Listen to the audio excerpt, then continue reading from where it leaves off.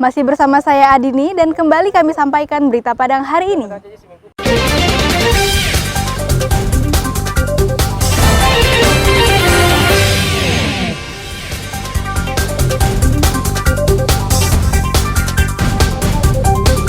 Sebagian besar hewan ternak di Padang Pariaman terjangkit penyakit mulut dan kuku.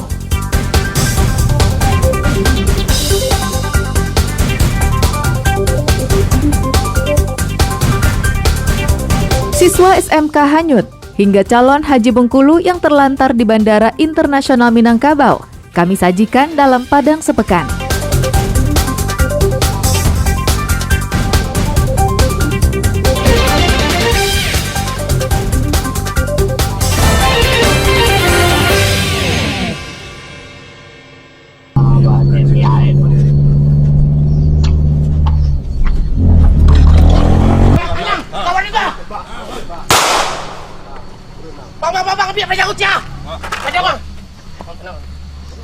Polisi yang berpakaian bebas langsung menjatuhkan Pili Zaro dari sepeda motornya.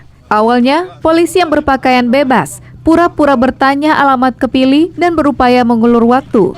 Karena jika ditangkap tanpa adanya polisi lain, Pili dan temannya sangat mudah untuk kabur karena masing-masing mengendarai sepeda motor. Sedangkan polisi yang menghadangnya hanya seorang diri. Pili Zaro ditangkap setelah polisi memperoleh beberapa laporan kemalingan di rumah warga di daerah Kotokacia, pinggiran Kota Padang. Informasi dari salah satu korban, polisi bisa mengidentifikasi Pili karena modus yang dilakukan adalah mengupak atau merusak rumah korban dengan cara membongkar paksa rumah korbannya. Untuk sementara, polisi baru menyita 2 buah telepon genggam yang dicuri Pili 2 hari lalu. Namun demikian, diduga barang bukti ini akan terus bertambah karena pengakuan Pili sementara, bujangan ini telah menyantroni rumah korbannya belasan kali. Tim Klewang Polresta Padang melakukan penyelidikan dan mendapatkan informasi bahwasanya tersangka yang dicurigai berada pada suatu daerah tidak jauh dari tempat tinggalnya. Kemudian kita lakukan penangkapan terhadap tersangka tersebut dan kita amankan barang bukti 2 unit handphone merek iPhone beserta alat yang digunakan pelaku untuk melakukan aksinya. Polisi juga menembak kaki pelaku karena bertele-tele saat diinterogasi di lokasi. Usai ditembak, Pili dengan lancar membeberkan aksinya. Atas perbuatannya, Pili diduga akan meringkuk di penjara dengan waktu yang lama karena polisi menjeratnya dengan pasal 363 KUHP dengan ancaman hukuman 7 tahun penjara. Alfi melaporkan dari Padang.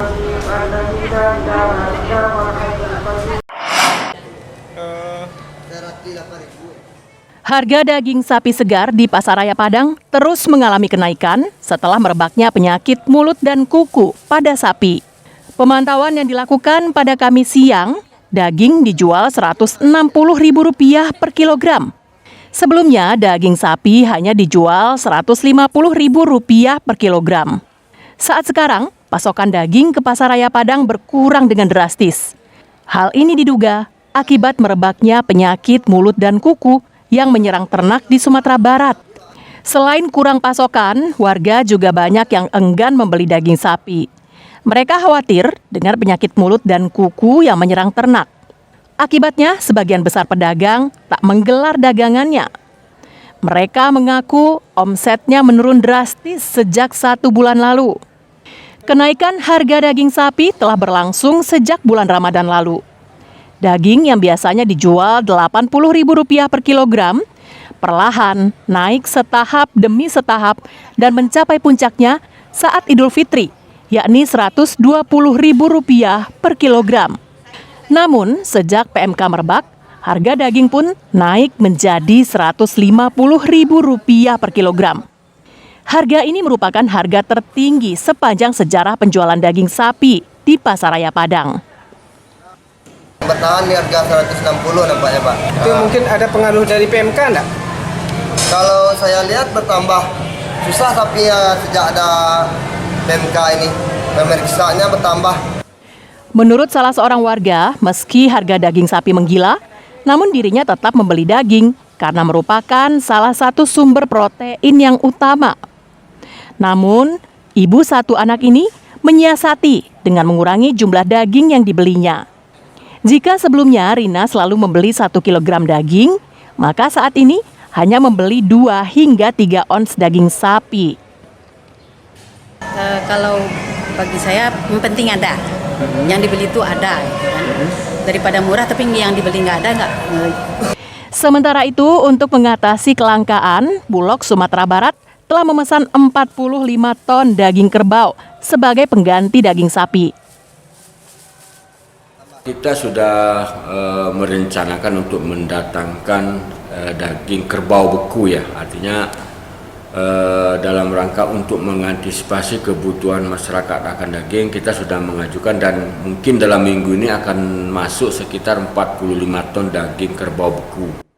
Bulog Sumbar memastikan jika daging kerbau impor yang akan dipasok ke pasar-pasar tradisional di Sumatera Barat telah melalui serangkaian uji laboratorium sehingga layak dan aman untuk dikonsumsi.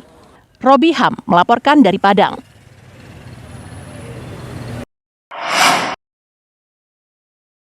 3 siswa sebuah SMK di Padang hanyut di Sungai Bange.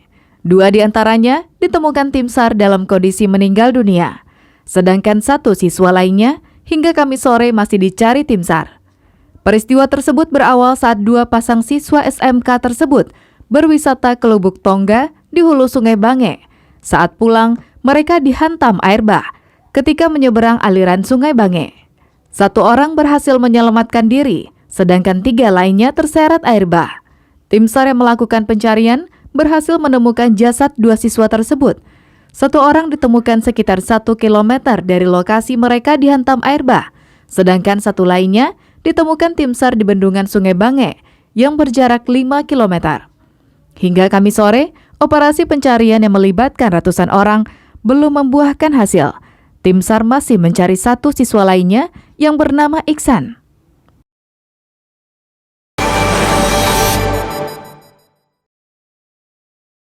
Akibat hujan deras yang melanda daerah Gunung Tandike, air terjun Lembah Anai meluap dan menutup badan jalan.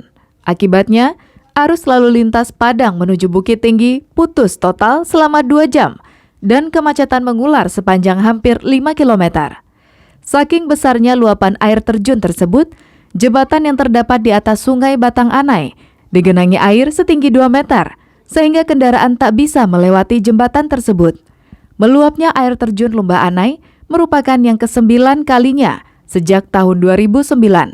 Diduga akibat gempa besar yang melanda Padang tahun 2009 itu, bukit dan lembah di Gunung Tandikat banyak yang longsor dan menutup aliran air terjun Lembah Anai. Longsoran tersebut akan jebol jika diguyur hujan deras. Dalam keadaan normal, air terjun Lembah Anai merupakan objek wisata yang indah karena terletak persis di samping Jalan Raya Padang Bukit Tinggi.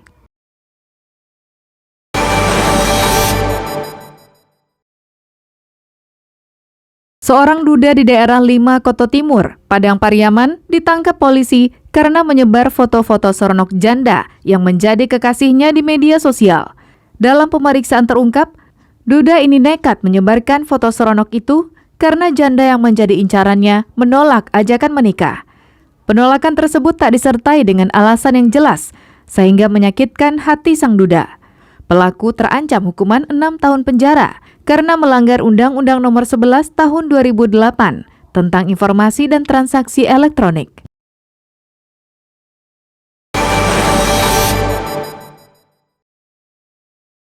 Setelah ditutup selama 3 minggu, Pasar Ternak Muara Panas di Kabupaten Solo kembali dibuka. Penutupan tersebut dilakukan pemerintah setempat untuk mengantisipasi penyebaran penyakit mulut dan kuku yang mewabah di Sumatera Barat. Meski telah beroperasi, pedagang ternak tak bisa leluasa membawa ternaknya ke dalam pasar. Petugas Dinas Peternakan Kabupaten Solo harus memeriksa terlebih dahulu hewan yang akan diperdagangkan tersebut. Jika sehat dan tidak memiliki tanda-tanda mengidap penyakit mulut dan kuku, ternak diizinkan masuk ke dalam pasar. Beroperasinya Pasar Ternak Muara Panas ini disambut gembira pedagang. Mereka berharap jika PMK kembali merebak, maka hewan yang sakit saja yang diisolasi, bukan menutup pasar ternak. Pasar Ternak Muara Panas merupakan pasar ternak tertua dan salah satu pasar ternak terbesar di Sumatera Barat. Pedagang kerap menjadikan harga ternak di pasar ini sebagai harga patokan hewan ternak di pasar ternak lainnya. Maka tak mengherankan jika pasar ternak Muara Panas adalah pasar ternak yang paling berpengaruh di Sumatera Barat.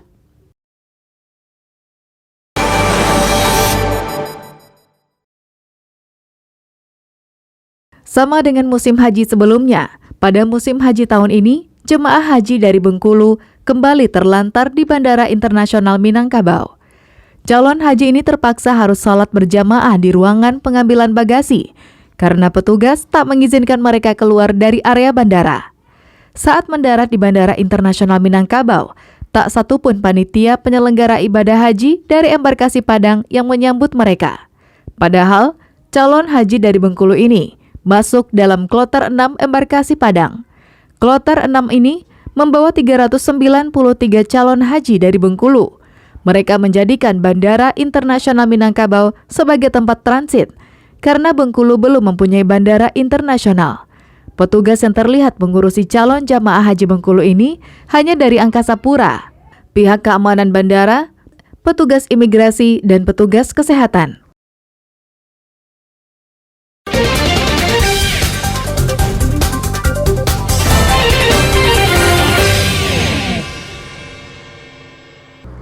Pemirsa, demikianlah perjumpaan kita dalam Berita Padang hari ini. Saya Adini dan tim redaksi yang bertugas pamit undur diri. Selamat beraktivitas dan sampai jumpa.